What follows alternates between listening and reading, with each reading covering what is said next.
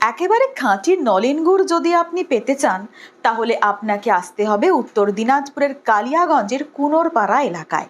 কারণ এখানে প্রতিটি বাড়িতে সঠিক উপায়ে খেজুরের রস থেকে তৈরি করা হয় নলেন গুড়।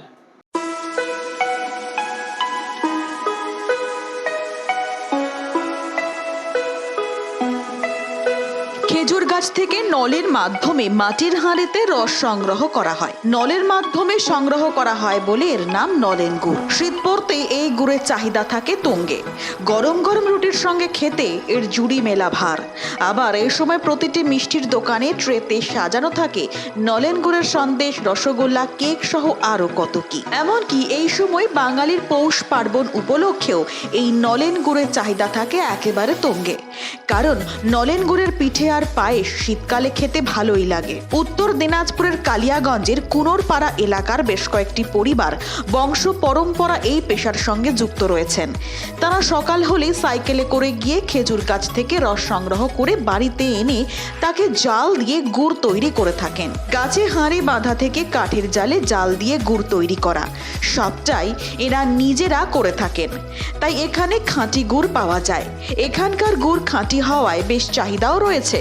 বংশ পরম্পরা এই কাজে নিযুক্ত রয়েছেন অনেকে। তারা লাভের মুখ দেখায় কেউ আর অন্য পেশাকে বেছে নেননি। তাদের তৈরি গুড় ভিন রাজ্যেও পাড়ি দেয়। বহু বছর থেকে এখানে গুড় তৈরি হচ্ছে এবং আমরা সবাই এখান থেকে গুড় কিনে নিয়ে যাই এবং গুড়ের খুব স্বাদ খেয়ে খুব আমরা আনন্দ পাই। এই প্রতি বছর এই ঠান্ডার মরশুমে এই খেজুরের গুড়টা হয়, অন্য সময় কিন্তু হয় না। সেই খেজুরের গুড়টা দিয়েই আমরা সামনে পৌষ সংক্রান্তি, সেই পৌষ সংক্রান্তিতে পিঠে পুলি তৈরি করে আমরা খেয়ে খুব মজা পাই। আচ্ছা, এই খেজুরের গুড় কবে থেকে আপনারা বানানো শুরু করেন? মোটামুটি কাতি মাসের মাঝামাঝি থেকে। আচ্ছা, এই পরিশ্রমটা কতটা হয় এই খেজুর? ব্যাপক পরিশ্রম। আচ্ছা, আপনারা কি করেন প্রথমে? গাছ লাগি আগা দিন, পরের দিন রসটা পেরে জাল করতে গুড় করতে হয়। আচ্ছা, কতগুলো গাছ রয়েছে আপনার? 52টা। 52টা। এই কষ্ট হয় না এই ঠান্ডার মধ্যে উঠে? প্রচন্ড কষ্ট। প্রচন্ড কষ্ট হয়। তো এই যে গুড়টা তৈরি করেন, গুড়টা তৈরি করে কোথায় কোথায় আপনারা দেন? রায়গঞ্জ, কালিয়াগঞ্জ, শিলিগুড়িতে, মানে বিভিন্ন জায়গাতে আমরা সেল করি। কেমন চাহিদা বাইরে?